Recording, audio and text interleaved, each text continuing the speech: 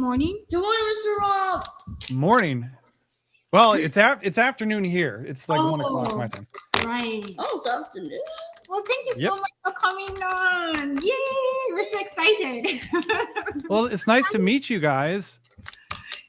Nice to meet you too. Nice to meet you too. Nice to meet you too. Okay. You guys are so polite. You need to teach my kids how to be that polite. Well, just for today, just for now. Yeah. That's not true, Mama. Oh.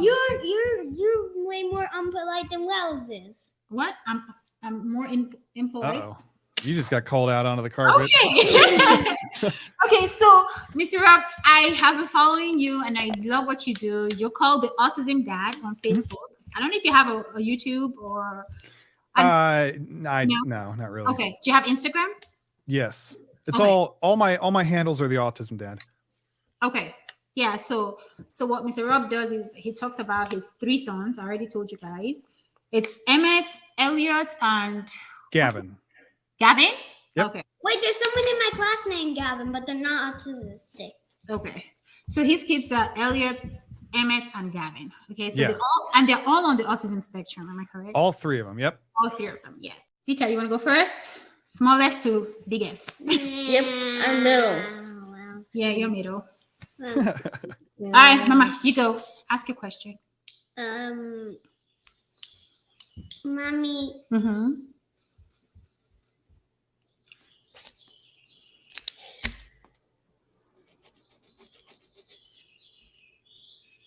Yes, Zita. hold on.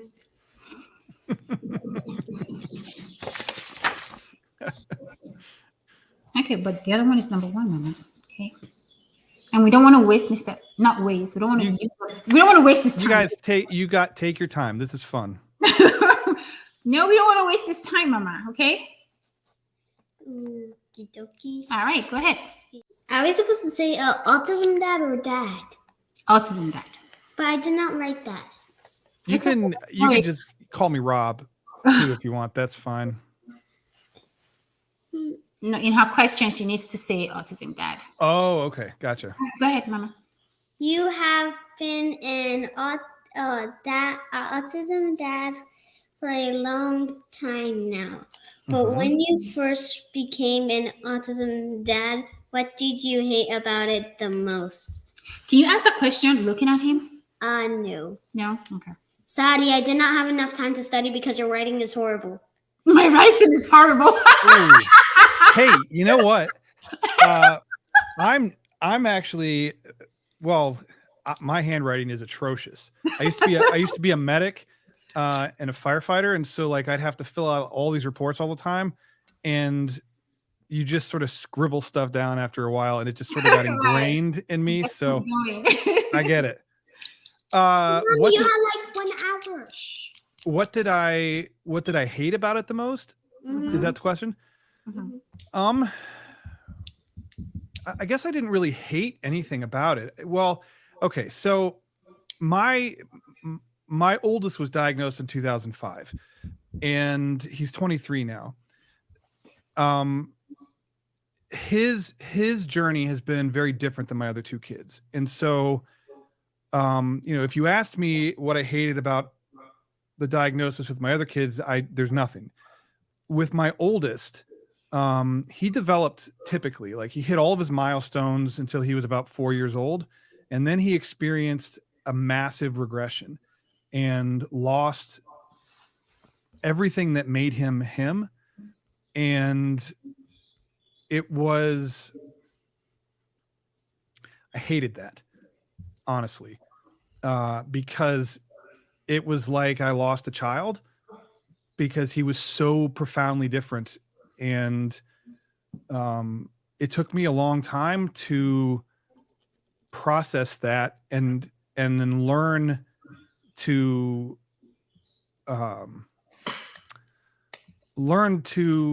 accept the person that he was now, because like my other 2 kids were just born autistic, right?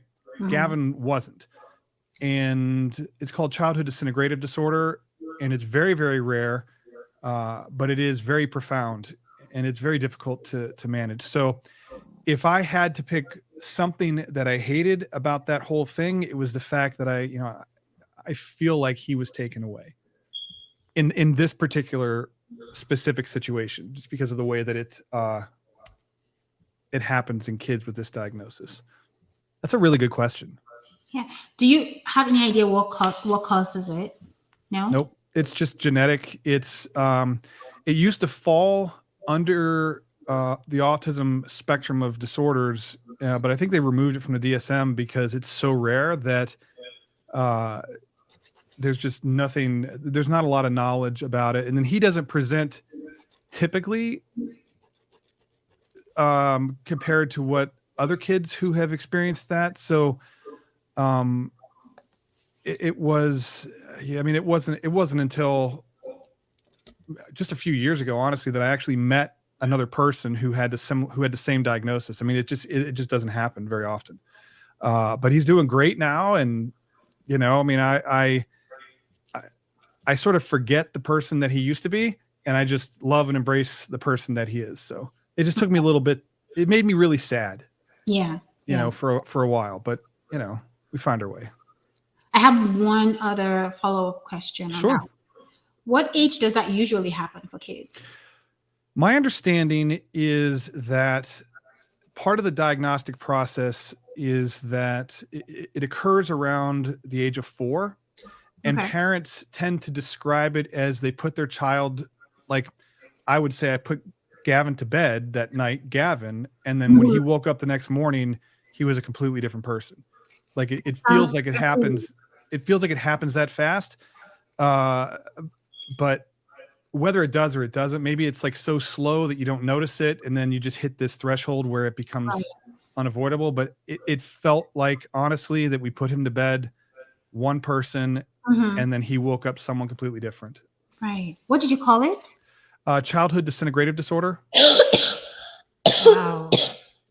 I've never heard of that before. Thank you for. Most people haven't, and that's not a bad thing. I mean, you don't want anybody to have to deal with this. Mommy, I think I've heard of that before What? on YouTube. Childhood disintegrated disorder. Is that what you said? Yeah. I heard of it on YouTube. Yeah. You might have. Okay. Well, thank you for teaching us, at least teaching me and Well something new. Zita claims she's heard it, so. Yeah. Well, your question for Mr. Rob. You ready? Yeah. All right, go ahead. I mean, what? Hey, sit up. What? You have to speak out loud, girls. Come on. What age were your kids when you found out they had autism? Hey, you have to say it for him to understand. What age were your kids when you found out they had autism?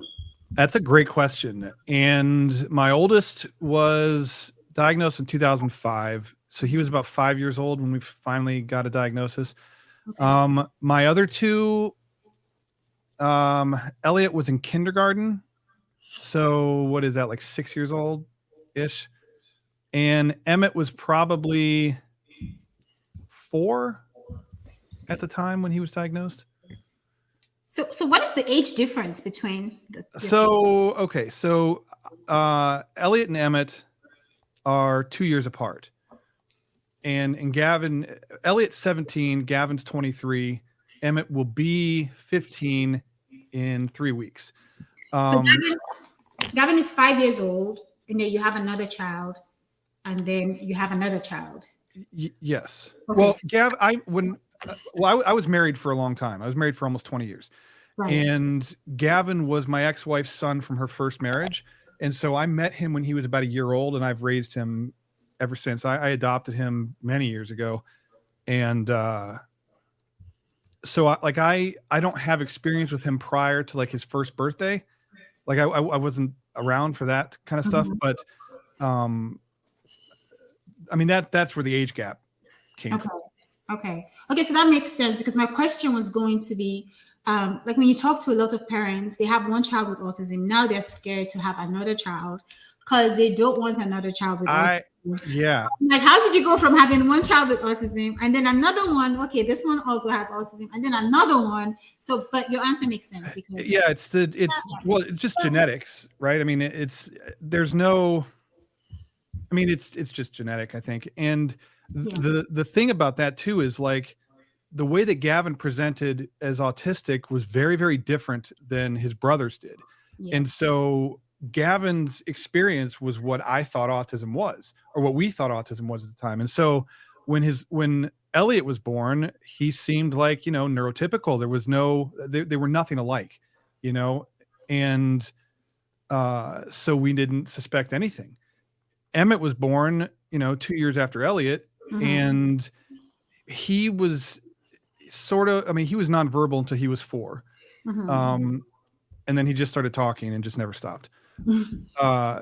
But we didn't recognize that as autism either. We thought he was deaf. And so like we were pursuing, he had all the hearing screenings done, all the advanced testing. And we got to the final one where they do, it's called an ABR, where they hook up electrodes to their head and then sedate them and just see if the brain is processing sound. And his was. And so they were like, oh, well, he's just ignoring you. We're like, how 4 years he's just ignoring us. Right. I wish I had that ability. But then they were like, this is very typical of autistic kids. And we're like, whoa, like that's nothing like his brother. And so, Emmett was diagnosed before Elliot was, because we didn't recognize the symptoms in Elliot because he was different than Emmett and Gavin. And so like, it wasn't like Gavin was diagnosed and we had Elliot, and Elliot was diagnosed and then Emmett was diagnosed. They were out of order and they presented so differently that I had no idea, until after the fact. And they're doing, like, everybody's doing so well. Gavin just got his first job yesterday, and right? He did his first job interview, got his first job yesterday, and what is his job? What is it? He's going to be working at a grocery store close to us, and I think he's stocking shelves. He has a job coach that helps him manage all of that stuff, and he loves organizing things, and he's really good at it, and that's what he's going to get to do. And so we play to the strengths, Yeah. Oh, that's so awesome. That's good news.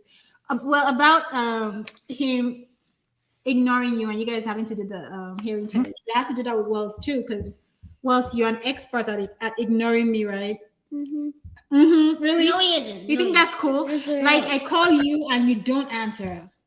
He's not an expert at ignoring me, but just you. I am an expert at ignoring you. No, you don't. When I say anything, you just get mad.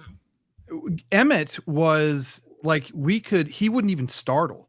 Like he could sit there and watch TV and we could come up behind him and bang pots together and he wouldn't startle, wouldn't react at all. And so we're like, there is no way he's like, I don't know how you ignore that. Yeah. But it was just what he was doing. And I guess that's some special skill then. He tuned everything out. And I don't know if it was just, he wasn't ready to kind of come out of his shell.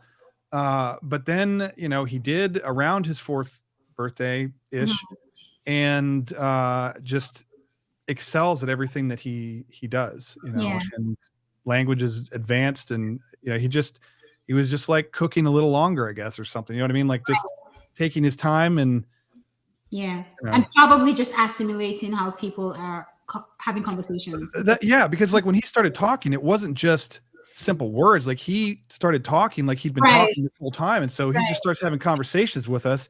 And it was like freaking me out because you're just not like, how is this happening? That's what I tell parents. I'm like, even if your child is not talking, just keep talking to them, because sometimes they're just storing up everything you're saying, and they're just not ready. They're just not ready. That was a good question. Well, thank you. You want to ask one? Les can do it first. No, Mama, you go. But what about you go? You I've asked like 4 different questions, Mama. Come on. Fine. Have you told your kids they have autism? If yes, when did you tell them, and how did you tell them? That is a really good question. And they're aware, like they know. But I don't remember how we we talked to them about it because it would have been a long time ago. And I think it was just, I think it was because my oldest had a lot of severe behavioral issues when he was younger. And so we had to kind of explain to his brothers, Mhm. that, okay, so, your brother is autistic, and it just means that his brain works a little differently than some other people's, but all of our brains work differently. And then we're like, like you guys are autistic too. You've all been diagnosed with autism, and your brains work differently than Gavin's, and they work differently than mine. And so we just sort of explained it in a way that it just, sometimes you might be a little bit different, but that's okay because, we don't all want to be the same. We want to have different views and different ways of experiencing the world, and that there was nothing, there was nothing to be ashamed of or anything like that. Like, I have ADHD. I found out last year, like it just sort of helps me better understand myself, Mhm. and, like my kids, they will reference it every once in a while. Sometimes it's when they think they're going to try and get out of trouble. They'll be like, well, Dad, I'm autistic. I can't help it. I'm like, don't even start it. If you have the ability to like do that, then you know exactly. So they've done that a couple of times and it doesn't work. But yeah, I mean, we don't really ever talk about it. It's all just, for me, like I'll refer to it when I'm sharing a story or trying to educate people or help them better understand something, or in like the context of a conversation. But we don't talk about it that much, honestly, in the house. And they're not upset by it or ashamed or anything like that. They're just good kids, and they happen to see the world in a different way. Mhm. And that's it. Yeah. That was a really good question. Yeah. I mean, the same thing. I think I told my kids the same way you told your kids. Like, everybody's different. And I played on William's strengths, Mhm. used Zita's weaknesses. And I'm like, remember how you would help Zita with her math and all of that? That's because your Yeah. brain likes math. And then Zita helps you with your English and comprehension because And reading. Wells reading is fine. It's just comprehension that. Yeah. And Zita would help him with that. And I'm like, everybody has different strengths and weaknesses. Yeah. Wells is having a hard time sitting down My weakness by himself. He needs to lean on something. That's why he's leaning on me. Oh, my youngest does that. Yeah. He used to always lean on everything. And then Gavin, and it used to drive me nuts. He doesn't do it so much anymore, but he used to have to like walk up against things when he was walking, and like he wasn't like falling over or anything like that, but he would just have to like scrape up against the wall, and he'd be like knocking pictures over. And like we'd have stuff on. I had to stop putting things on the mantle when he was tall enough to reach it, because he would just brush right by the mantle and just take everything off. So I think it's sensory. It's all sensory stuff. Yeah. Wells, you want to ask your last question? Yeah. You're going to try to look at Mr. Rob when you ask it? Do you think kids like that? Say your words properly, Wells. Do you think your kids like that autism? Oh no, I forgot.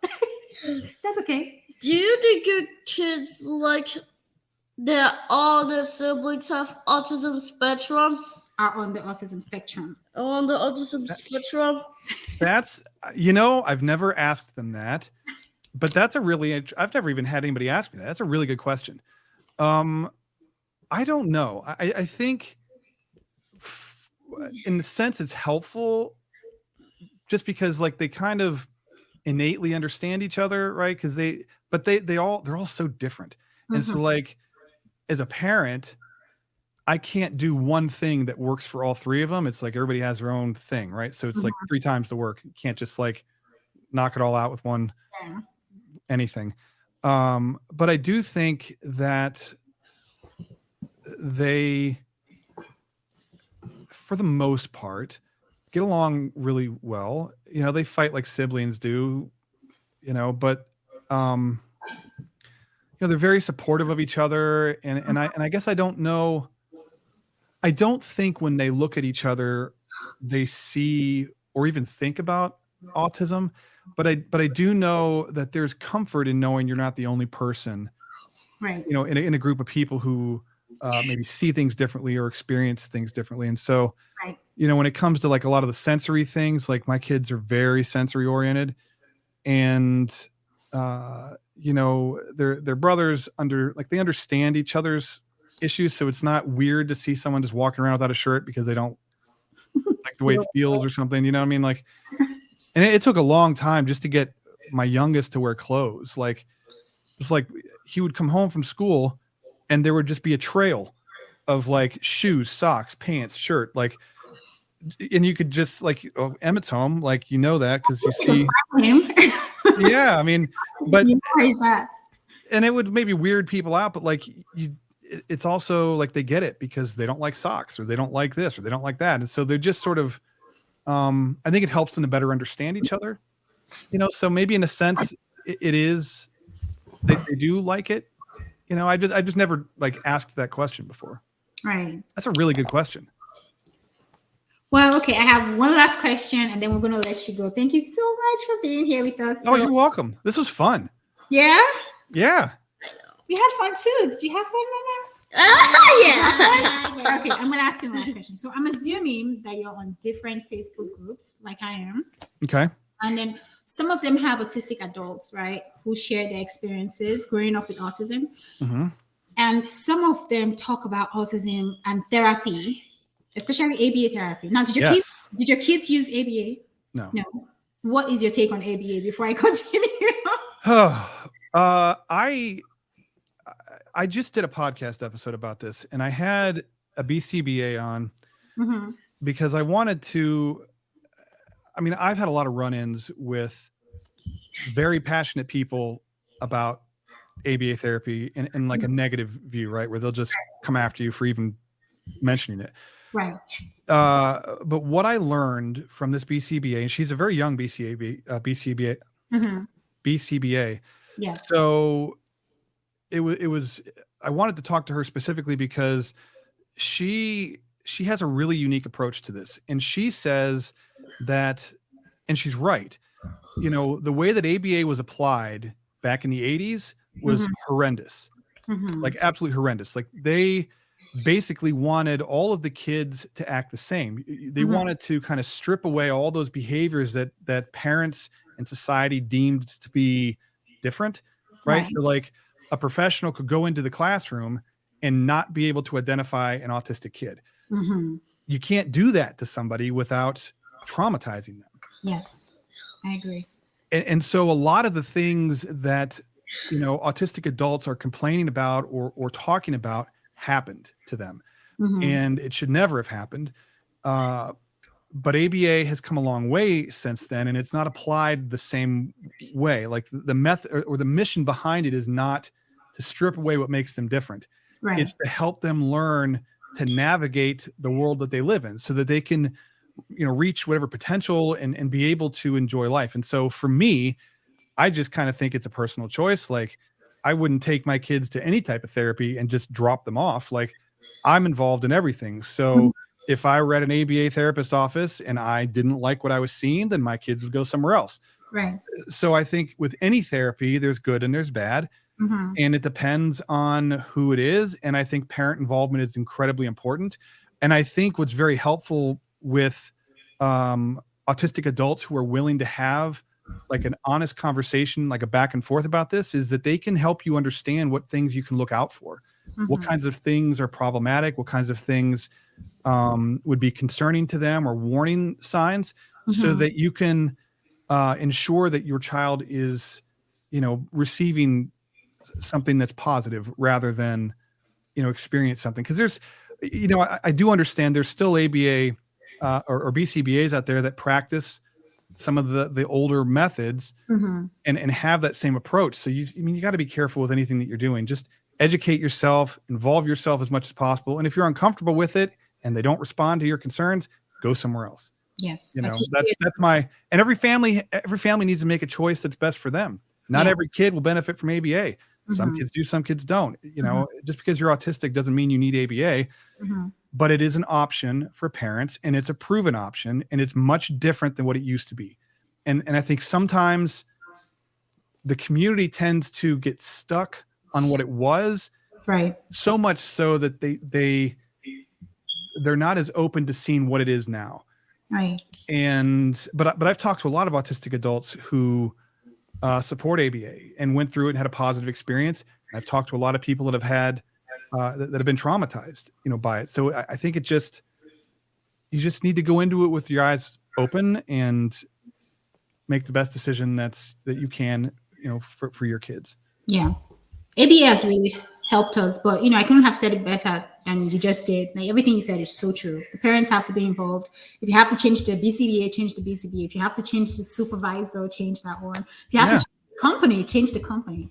Yeah. But if it's not for you at all, then it's not for you at all. Yeah, I mean, it's the same thing with schools. Like if you put your kid in a school that doesn't fit, you move them somewhere else. I mean, you don't just, I think a lot of times in the past, and what she explained to me too was it was societal standards. Like they were trying to force the kids to meet the societal standards of the time. Mm-hmm. And back then we were not very tolerant. There wasn't inclusion. There wasn't, being different was not viewed as a positive thing. Diversity wasn't something that was celebrated like it is today. And so now it's like, look, be different. Like you're autistic. Fantastic. Let's help you navigate the world. Let's help you be the best version of yourself that you can be.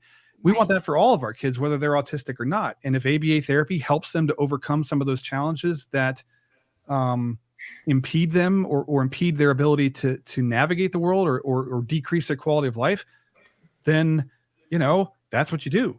You just have to research and talk to people who are using it and utilizing it and benefiting from it today. And then just keep in mind the things that happened in the past so that you can, have your eyes open when you're going into anything like that. Let me piggyback on that a little bit, because some of the complaints that I hear is that we're trying to change the autistic child to be something that they're not. And then when I try to explain that even with my neurotypical daughter, I still have to tell her like the best practice in terms of how to speak to people and how to behave towards people, how to be kind and all of those things. So I feel like that's what I'm doing with my autistic son as well. Yeah, totally. totally. Just he needs more help in like things that would come naturally to someone like Zita. He needs more help in that. So it's not me changing him. It's me just helping him in those areas that he needs help. Yeah. And there's a lot of misinformation about ABA, and there's a lot of scare tactics and there's like, and so, I mean, like my advice would just be to like research it for yourself and not necessarily Facebook groups or whatever, but like actually go and talk to parents who have kids in that particular provider. Right. And get feedback from the parents about what their experience has been. Mm-hmm. And, it is life-changing for so many people. I mean, it just is. But like with anything, you wouldn't drop your kids off at school without first checking the school out. You wouldn't, let them go to your friend's house without first knowing the parents or having some idea of what they're going to be around. And then you keep tabs on it. You're involved and you have concerns. You should be able to help steer the direction of things. And if you're working with a BCBA or any therapist that's unwilling to, adjust what they're doing or take your concerns seriously, then you're with the wrong person and you need to go do something else. And you should feel comfortable doing that.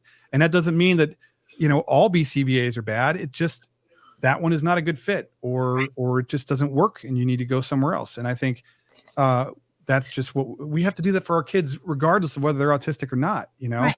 Yeah. So I just look at it as I look at anything else, just vet it and be careful.